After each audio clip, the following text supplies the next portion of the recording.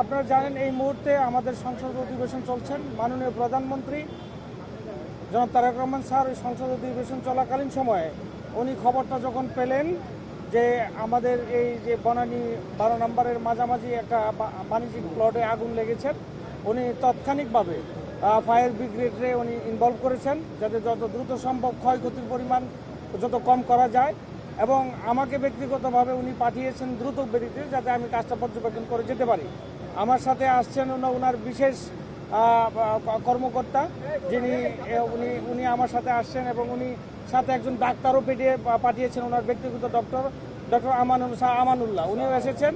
আমরা অ্যাম্বুলেন্সও রেডি রেখেছি যে এসে যাতে দ্রুত আমরা ক্ষয়ক্ষতির পরিমাণটা যতটুকু কম করা যায় সেই ব্যাপারে খেয়াল রাখার জন্য।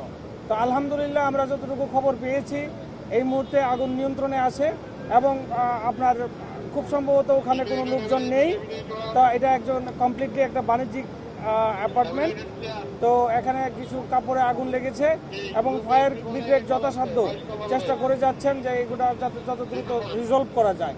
এবং মাননীয় প্রধানমন্ত্রী অলরেডি আমাকে কয়েকবার খবর নিয়েছেন যে ফায়ার ব্রিগেড কি সঠিকভাবে কাজ করছে কিনা। তো উনি সার্বক্ষণিক তদারকি রেখেই আপনার এটা যাতে আমাদের দ্রুত সম্ভব এই ক্ষয়ক্ষতির পরিমাণ কম রেখে আমরা যাতে এটা প্রবলেম সলভ করতে পারি আর কি। আমার সাথে আছেন আমাদের গুলশানের ডিসি সাহেব আছেন, আর তারপরে ওসি সাহেব আছেন, আর তারপরে ফায়ার ব্রিগেডে তো আছেন, আমাদের মাননীয় সংসদ সদস্য আসছেন, উনিও পার্লামেন্ট শেষ করে আসছেন, যে গাজীপুর 2 থেকে যে মঞ্জুরুল কাদের রনি ভাইও আসছেন। তো আমরা এখানে রেখে অবজারভেশন করতেছি, এবং আমরা অ্যাম্বুলেন্স থেকে শুরু করে যাবতীয় জিনিস আমরা প্রস্তুত রেখেছি, হসপিটালও আমরা প্রস্তুত রেখেছিলাম, মাননীয় প্রধানমন্ত্রী নির্দেশ দিয়েছিলেন। তো আমরা এসে দেখলাম যে না, ক্ষয়ক্ষতির পরিমাণ ওইরকম নেই, কোনো লোকজন ইনজুর্ড হয় নাই। তো আপনারা একটু সার্বিক সহযোগিতা করেন, ইনশাআল্লাহ যত দ্রুত এটা সম্ভাবনা হবে। আর মাননীয় প্রধানমন্ত্রীকে আমরা অসংখ্য ধন্যবাদ জানাই যে উনি খুব দ্রুত সহিত আমাদেরকে ইনস্ট্রাকশন দিয়েছেন, এবং আমরা যথাযথভাবে পালন করার চেষ্টা করে যাচ্ছি। মিডিয়া কর্মী থেকে ধন্যবাদ, থ্যাংক ইউ।